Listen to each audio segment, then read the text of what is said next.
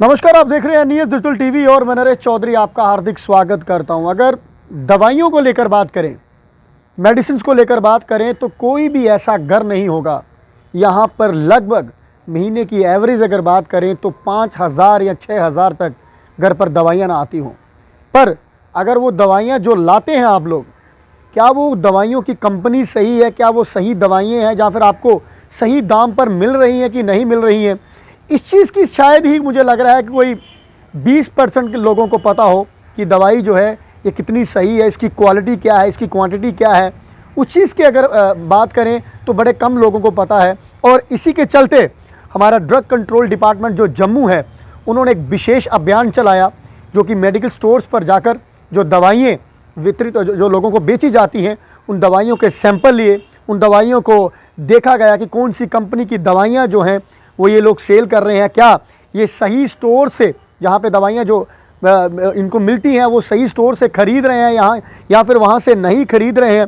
तो इसी के चलते ये जो एक अभियान जो है वो ड्रग कंट्रोल डिपार्टमेंट जम्मू की तरफ से चलाया गया। और इसमें सबसे बड़ी बात मैं आपको बता दूं कि लगभग 8 दुकानों के लाइसेंस भी जो हैं इनके सस्पेंड कर दिए गए।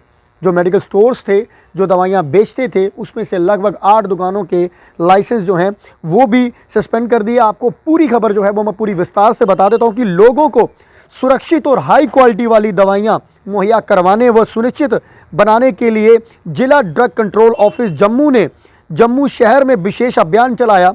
Deputy drug controller Mohammad Iqbal के दिशा निर्देश पर अर्चना मुजू ने अलग अलग स्थानों के लिए टीमें गठित कर दवाइयों की क्वालिटी जांचने के सैंपल उठाए। तो यहाँ पर जो इन लोगों ने टीम बनाई, जो टीमें जो हैं वो अलग अलग जगहों पर गई, जो भी यहाँ पर मेडिकल स्टोर्स थे उन मेडिकल स्टोर्स में जाकर उनकी जांच की गई और वहाँ से लगभग कई सारे सैंपल जो हैं वो उठाए। और उसके बाद टीमों ने बच्चों को दिए जाने वाले सिरप, खांसी के सिरप, एंटीबायोटिक के सैंपल उठाए। कुल 100 विभिन्न प्रकार की दवाइयों के सैंपल लिए गए। ड्रग टेस्टिंग लैब में इनकी एबिलिटी और क्वालिटी की जांच होगी। ये भी जांच की गई कि दुकानदार दवाइयां खरीदने के लिए सही प्रक्रिया अपना रहे हैं या नहीं। सभी दुकानदारों को ऑथोराइज्ड स्टॉकिस्ट से ही खरीदने की सलाह दी गई ताकि घटिया दवाइयाँ जो हैं वो बाज़ार में ना बिक पाएँ। तो यहाँ पर उनको एक मैसेज भी दिया गया, उनको एग्री किया गया कि आप लोग जो दवाइयाँ बेच रहे हैं वो सही जगह से खरीदें ताकि जो क्वालिटी की दवाइयाँ हैं वो लोगों तक पहुँच पाएँ।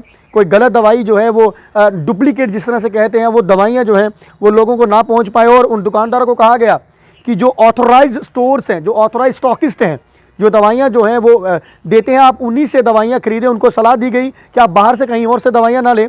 इस दौरान 8 दुकानदारों के लाइसेंस सस्पेंड किए गए। दुकानदारों को चेतावनी भी दी गई कि अगर उन्होंने कमियों को दूर नहीं किया तो सख्त कार्रवाई होगी। ये एक प्रधानमंत्री भारतीय जन औषधि केंद्र को भी बंद कर दिया गया। उस पर आरोप था कि ऑथोराइज दवाइयों के साथ साथ अन्य दवाइयां और उपकरण भी बेच रहा था। यहाँ पर आपको बता दूं कि ये बड़ी खबर है ये भी कि प्रधानमंत्री भारतीय जन औषधि केंद्र जो है, जो मेडिकल स्टोर जो आप देख रहे हैं, जो यहाँ पर सरकार की तरफ से दवाइयाँ जो हैं वो मुहैया करवाई जाती हैं, वो जो दवाइयाँ थी उन लोगों ने दूसरी भी दवाइयाँ उस दौरान रखी गई थी, तो उनको भी जो है उनके ऊपर भी जो है वो कार्रवाई जो है वो की गई। और उन्होंने साफ कहा कि किसी भी केंद्र को जेनरिक दवाइयाँ के साथ अन्य दवाइयाँ बेचने की अनुमति नहीं है।